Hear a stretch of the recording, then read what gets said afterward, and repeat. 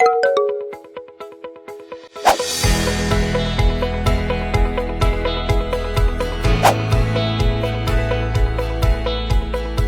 good morning. Hope everyone is well. This is Charlie Cooksey with you from Education BH, powered by Gulf Insider Media.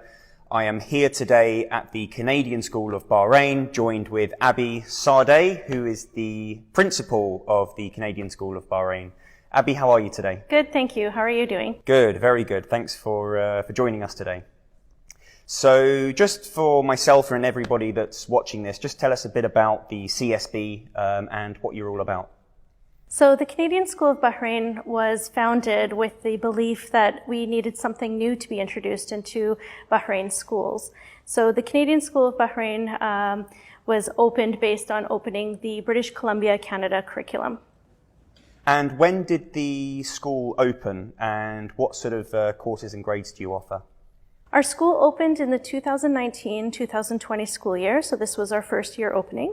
And it has been open for nursery to grade 3, and then every year hereafter we'll be opening 1 to 2 grades.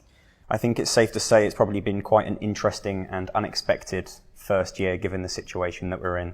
Absolutely, absolutely. We didn't expect our first year to bring the challenges it brought, but it has done well nonetheless. How strong are the Islamic and Arabic subjects here at the Canadian School?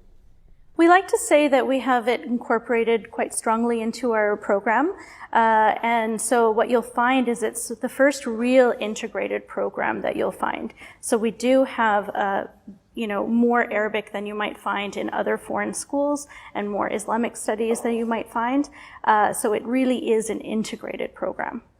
I think that's good because when you hear the name Canadian School, I think people would typically associate that with expats. But having that sort of must attract a lot more of the locals in Bahrain as well. Absolutely. We do have a large number of Bahraini families that have joined us that are looking for that strong curriculum that you might find in an expat type school. What do you mean when you use the term student-centered approach?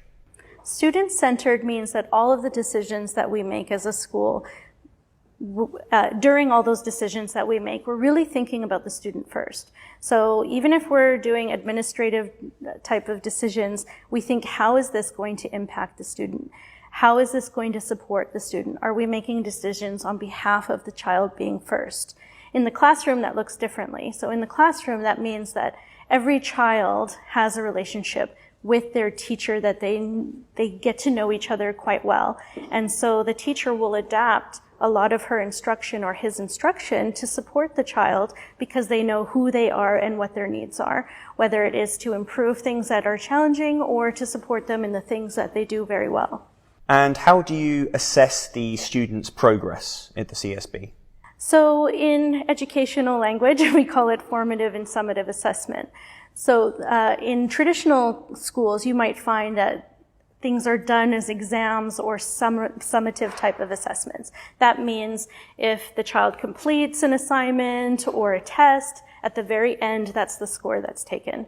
Now, we aren't so heavy on summative assessment, although we do incorporate it into our learning. We incorporate mostly formative assessment, which means that what we're doing is we're checking in with the child each day to see their progress on an assessment or on an assignment, so that we can see how they're doing and give them the direct feedback as they go, instead of finding out later on that, they had been struggling with something. The teacher can adapt their instruction for the whole class if they see that there's something that needs to be done for the whole class, or they can adapt to just support that child in the thing that they're requiring. So it's direct feedback, instant feedback, and they go through what's called a formative feedback loop. So they get to the point where they do have a summary, but the summary and the final assessment at the very end should be a reflection of all of that feedback that happened throughout their assignment. That's very good because it makes it less likely for an individual student to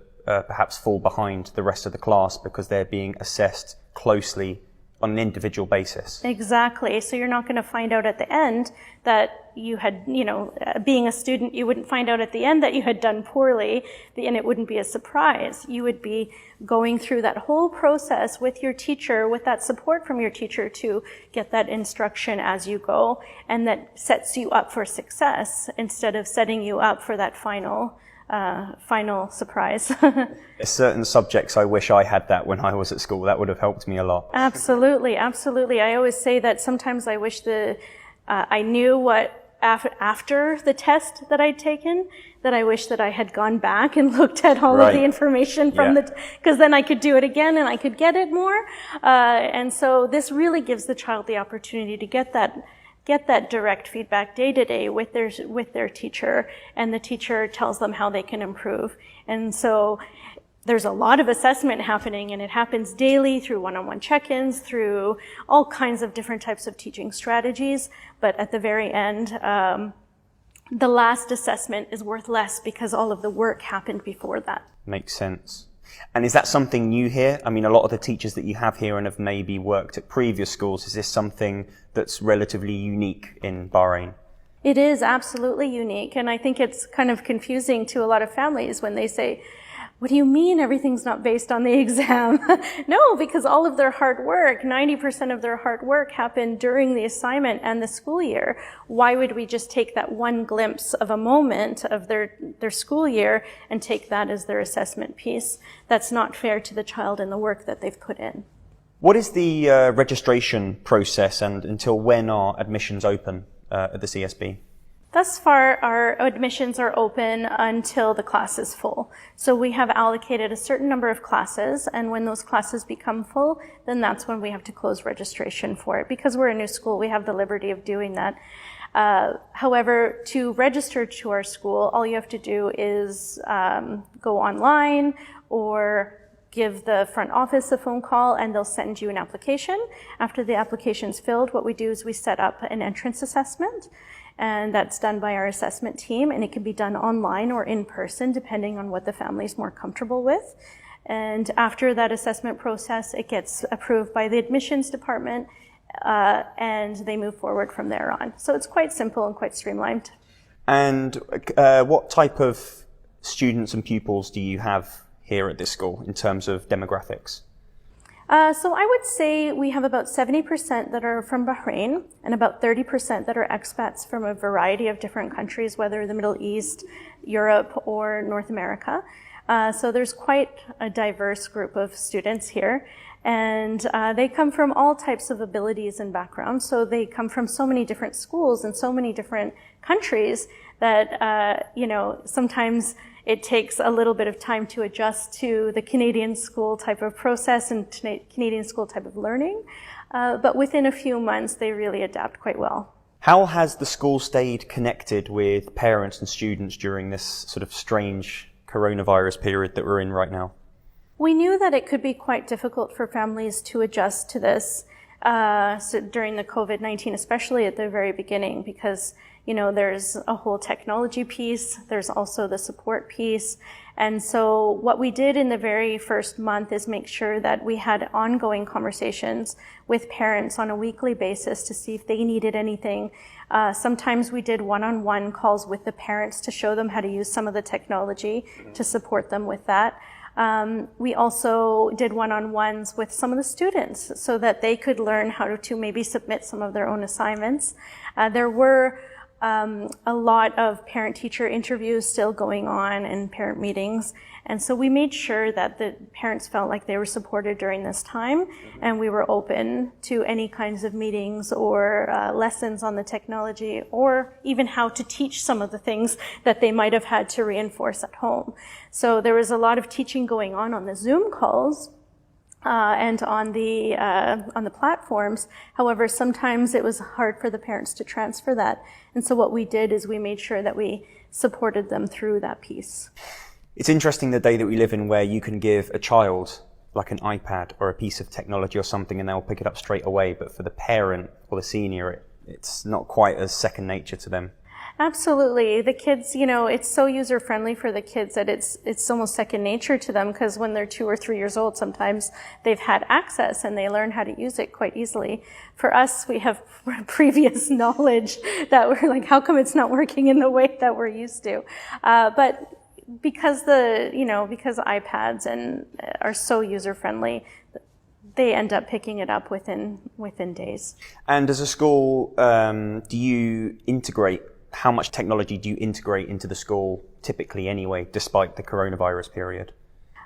So we do have an iPad cart that is available to all of the kids up to grade 3. Now, in our next years, starting in grade 4 and 5, will be a one-to-one school, meaning each child will have their own device. So it will be integrated more in the older years. But we have to be very careful, because we want to make sure that it's done in healthy, meaningful ways, and not just as a replacement for what they could have learned out of any other book.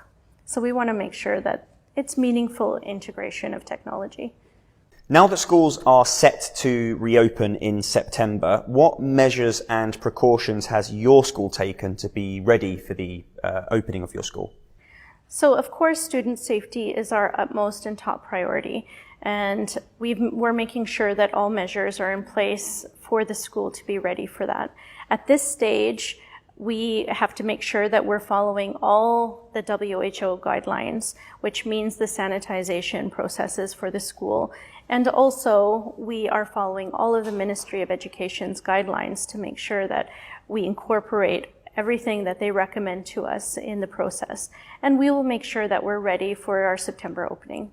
Abby, thank you. This conversation has been really interesting and certainly insightful, and I feel like I know a lot more about your school now after this discussion, and I hope everybody that's watching this has enjoyed this and learned from it. Thank you very much. Thank you for coming. Thank you.